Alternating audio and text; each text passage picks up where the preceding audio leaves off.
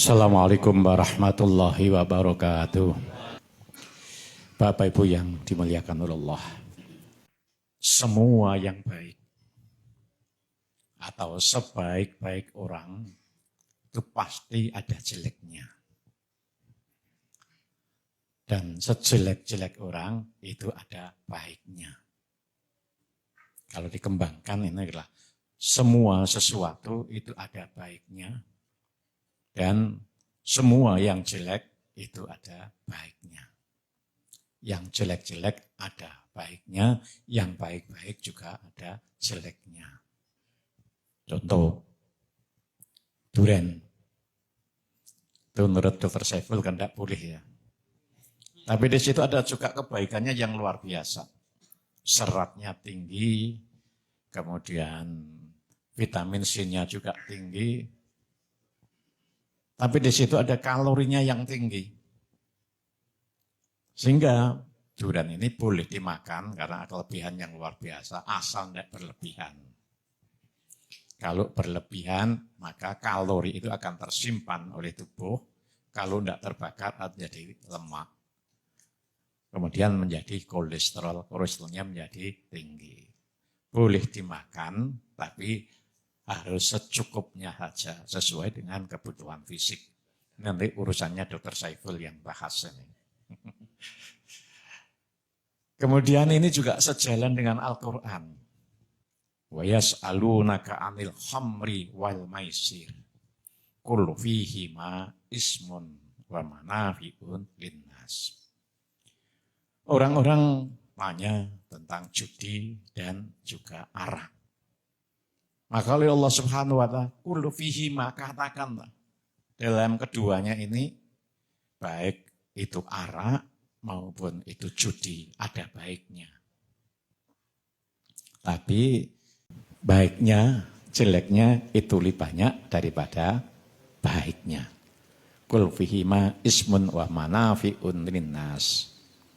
Wa ismuhuma akbaru min naf'ihima, bahwa kejelekannya lebih banyak daripada kebaikannya. Itu dalam Al-Quran seperti itu. Jadi apa yang disampaikan oleh Yai Najib itu memang dasarnya seperti ini. Adalah segala sesuatu yang baik ada jeleknya. Kemudian supaya kita bisa menyikapi atau semua orang itu pasti ada kekurangannya. Semua orang yang jelek itu pasti ada kebaikannya. Maka sikap kita, asa antuhibbu syai'an wa huwa syarrul lakum wa asa antukrihu syai'an wa huwa khairul lakum.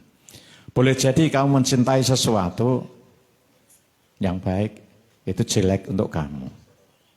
Dan boleh jadi kamu membenci sesuatu tapi baik untuk kamu. Jadi prinsipnya, nek benci ojo nemen-nemen, nek seneng ojo nemen-nemen. Habib Lutfi yang kita saksikan adalah keramat masa hidupnya. Udah kita bisa prediksi nanti kalau waktu kapundutnya, mati itu bukan kita doakan ya, tapi itu kan hal yang pasti. Dan nanti akan keramat juga setelah matinya. Kemudian orang bisa seperti ini apa amalannya? Kan gitu terusnya kan begitu ya. Amalnya seperti itu. Kelanjutannya kan harus seperti itu. Mudah-mudahan yang hadir ini semua keramat hidupnya, kirimat matinya, keramat setelah mati. Beliau yang kita saksikan ketika membaca La ilaha illallah itu beberapa sistem. Itu menunjukkan bahwa thariqahnya bukan satu. Lagunya kan beberapa kan itu. Itu menunjukkan bahwa beliau thariqahnya tidak hanya satu. Kalau thariqah satu saja, kita istiqomah sudah susah. Kalau istiqomahnya banyak, thariqahnya banyak, wiridannya kira-kira tidak semalam suntuk. Jadi kita tidak hanya sekedar ingin saja, harus kita pelajari. Kenapa seperti itu? Ya karena sangat dekat dengan Allah. Man khafallah khafa kullu syai'in lah, wa man ta'allah ta'a kullu syai'in lah. Barang siapa yang takut kepada Allah, maka akan taat, akan takutlah semua. Dan barang siapa yang taat kepada Allah, maka akan taatlah semuanya padanya. Kemudian sekilas yang disampaikan oleh pembaca itu, ini tidak usah mengeluh kita. Aduh ngaji mau 5 menit. Gitu. Itu namanya ngeyel. Namanya ngeyel. Itu rasa. Kita belajar hilangkan ngeyel itu ya. Hilangkan ngeyel itu dihilangkan. Aduh ngaji mau 5 menit. Tapi saya ngajinya itu ya. Saya ingat saya nanti dikoreksi. Pak Yatom, saya dikoreksi apa yang kalau sampai salah itu adalah asyari'atu akwalun wa thariqatu af'alun wal haqiqatu ahwalun wal ma'rifatu ra'sumali. Ini kalau saya simak, ini adalah aslinya, ini kan kitab. Tapi asalnya adalah hadisnya beliau Rasulullah sallallahu alaihi wasallam. Qala Rasulullah sallallahu alaihi wasallam, asyari'atu qauli. Jadi ada ucapan saya itu. Kemudian at-thariqatu af'ali. Kemudian al-haqiqatu ra'sumali. Wal haqiqatu ahwali. Bahwasanya syariat itu adalah ucapanku, kata Rasulullah. Jadi syariat itu adalah harus disampaikan dengan ucapan.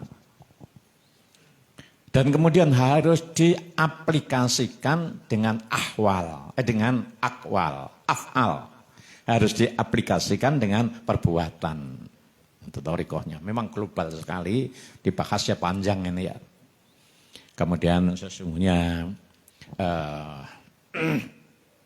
hakikat itu adalah ahwali, hal. Kemudian ma'rifat itu adalah pokoknya. Roksun itu kan pokok ya Pak Tom ya. Pokoknya roksun. Tapi di situ mali, saya enggak artinya apa kok mali itu? Oh modal ya, modal. Jadi pokoknya ya modal mali itu di situ.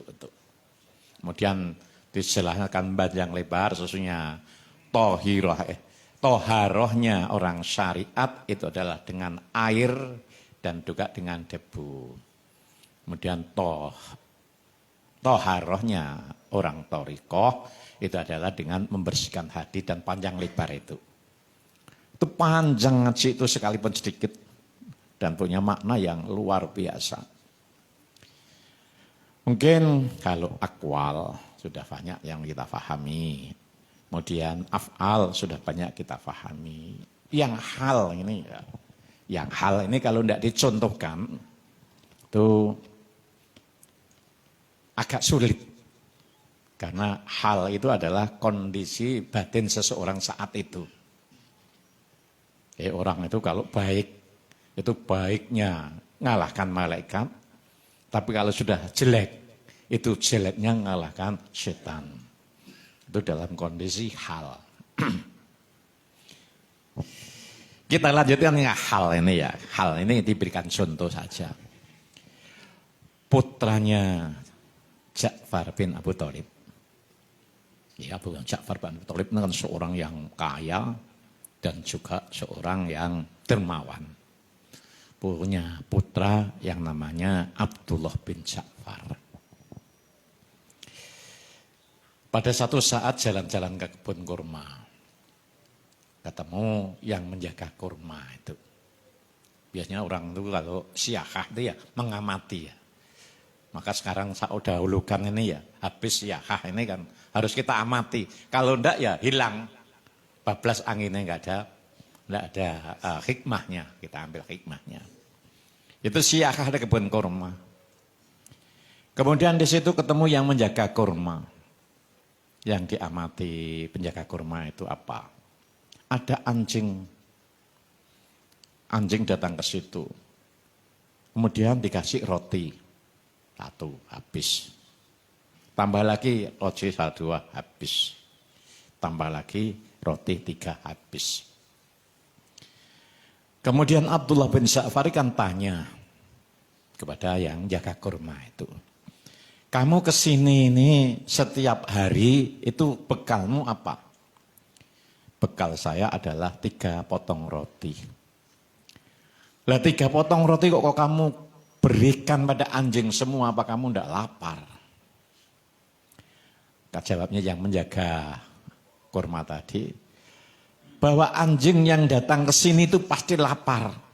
Kalau tidak laparan tidak mungkin datang ke tempat ini dari jauh-jauh, karena di sini bukan tempatnya anjing. Tadi lapar, maka saya punya rasa yaitu kasihan pada anjing, saya berikan. Ngalah, ini namanya isar, itu kan seperti ini. Meskipun terhadap anjing, kalau tahu pada orang yang membutuhkan atau hewan yang membutuhkan karena punya sifat atau halnya tadi punya sifat rohimnya pada anjing, diberikan pada anjing semua. Abdullah bin Ja'far ini terenyuh. Kok ada ya orang yang seperti ini? Yang dimakan saja diberikan pada anjing. Padahal tidak ada cadangan apa-apa. Akhirnya Abdullah bin Ja'far itu minta pada yang penjaga kurma tadi. Saya tunjukkan siapa yang punya kebun ini. Ditunjukkan oleh yang menjaga kurma tadi, diajak. Kebunmu ini saya beli dengan harga 2 kali lipat dari harga pasar. Boleh enggak? Ya pasti boleh toh ya. Ini biasanya harganya 1 juta dibeli dengan 2 juta. Akhirnya diberikan. Setelah diberikan, maka oleh Abdullah bin Ja'far tadi diberikan pada yang jaga kurma. Masya Allah. Orang yang isar itu ya seperti itu. Lah kondisi Abdullah bin Ja'far yang spontanitas bisa seperti itu adalah hal. Kondisi kejiwaan yang karena efek dari isarnya yang menjaga kebun, kemudian tergerak hatinya semacam itu, ini adalah dua-duanya ini adalah memperoleh hal. Yaitu kondisi badan, kondisi batin saat itu. Itu yang diajarkan ya Jamal kan seperti itu, yang disebut hal itu. Adalah satu contoh biar gampang itu ya. Kemudian Bapak Ibu sekalian yang saya hormati, kita lanjutkan. Kalau orang itu bisa ngambil hikmah, mayu'til hikmata faqad utiya khairan katsira. Barang siapa yang bisa ngambil hikmah, maka akan memperoleh kebaikan yang sangat banyak. Semua yang terjadi itu ada hikmahnya. Saya ulangi lagi ya, biar urut. Semua yang terjadi di alam ini adalah semua dengan kehendak Allah dan seizin Allah. Tidak ada satupun orang yang punya kemampuan kalau dia dapat izin dari Allah. Ma min dabatin fil ardi illa 'alallahi rizquha wa ya'lamu mustaqarraha wa mustauda'uha kulun fi kitabim mubin.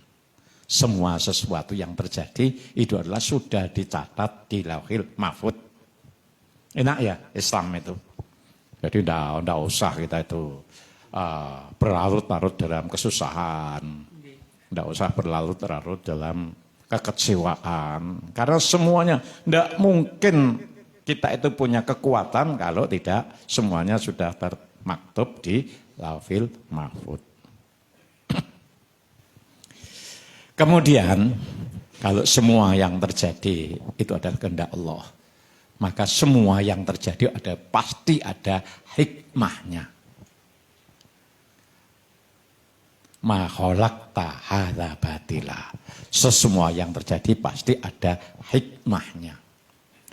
Supaya kita bisa mengambil hikmah itu urut-uratnya, kita harus selalu mengembangkan husnudzon, prasangka baik. Supaya kita bisa selalu husnudzon, modalnya yang harus kita miliki ilmu. Kedua, kita sering menyebut-nyebut asma atau sifat jamalnya Allah. Rahman, Rahim. Ketiga adalah ma'rifatullah. Kita ulangi ya, biar hafal. Segala sesuatu yang terjadi pasti ada hikmahnya. Hikmah itu apa? Mayu'til hikmaka faqad utiya khairan katsira. Barang siapa yang bisa mengambil hikmah, maka akan memperoleh kebaikan yang luar biasa. Kemudian kita lanjutkan lagi, supaya kita ini bisa mengambil hikmah dalam segala sesuatu yang terjadi, itu kita harus mengembangkan husnudzon. Supaya kita bisa husnudzon harus punya banyak ilmu. Harus banyak menyebut asma jamalnya Allah. Harus bisa ma'rifatullah. Ini gak iso telu-telune ya salah satu lah. Tidak mungkin kita ini bisa tiga-tiganya tadi. Kemudian hikmahnya apa? Ada dua kejadian yang kita ini harus bisa mengambil hikmahnya dengan cara tiga tadi. Ketika kita tidak komit, kemudian diingatkan lagi oleh Pak Rawi, kemudian dalam pemikiran saya dalam sholat, itu namanya warid uluhiyah. Sehingga kan akhirnya jadi enak kan itu, warid uluhiyah. Warid itu memang datangnya kadang-kadang spontanitas. Kadang-kadang warid itu di kemudian hari, dan kadang-kadang warid itu akibat dari sebuah wirid. Mbah Yai Jamal itu menyuntuhkan. Ketika sedang wiridan dengan imamnya, dengan kiainya, ya Mbah Yai Jalil kan ya kira-kira wiridan seperti itu. Habis wiridan itu Mbah Yai Jalil, Mbah Yai Jamal itu kan kalau cerita tentang dirinya itu kan rikuh kan tidak dijelaskan gitu ya. Tapi karena untuk taklim, beliau juga menceritakan tentang dirinya. Jadi saya kalau kadang-kadang menceritakan diri saya itu ya, mudah-mudahan tidak manusia riak. Mudah menjadi taklim. Ya Jamal, jenengan tahu wiridan ketok nopo. Menyebutkan ketika kelihatan seorang jamaahnya itu. Namanya saya lupa. Oleh Mbah Yai Jalil disampaikan Mbah Yai Jamal itu bahwa kiai itu sebenarnya akan meninggal. Tidak lama ternyata 3 hari dari itu kiai itu meninggal. Kok bisa persis imamnya kok tahu? Kalau Mbah Yai Jamal melihat orang itu dan bisa dibuktikan beberapa hari kemudian orang itu meninggal. Ini adalah warid uluhiyah. Saya sedang sholat, mestinya kan saya tidak boleh ingat apa-apa itu. Tapi habis salam, Pak Rawi langsung berdiri. Sekarang naik bis semua. Ini kan ya setrum, saya pikirkan itu setrum. Akhirnya terjadilah kebersamaan yang indah. Kurang lebihnya mohon maaf. Wassalamualaikum warahmatullahi wabarakatuh. Waalaikumsalam.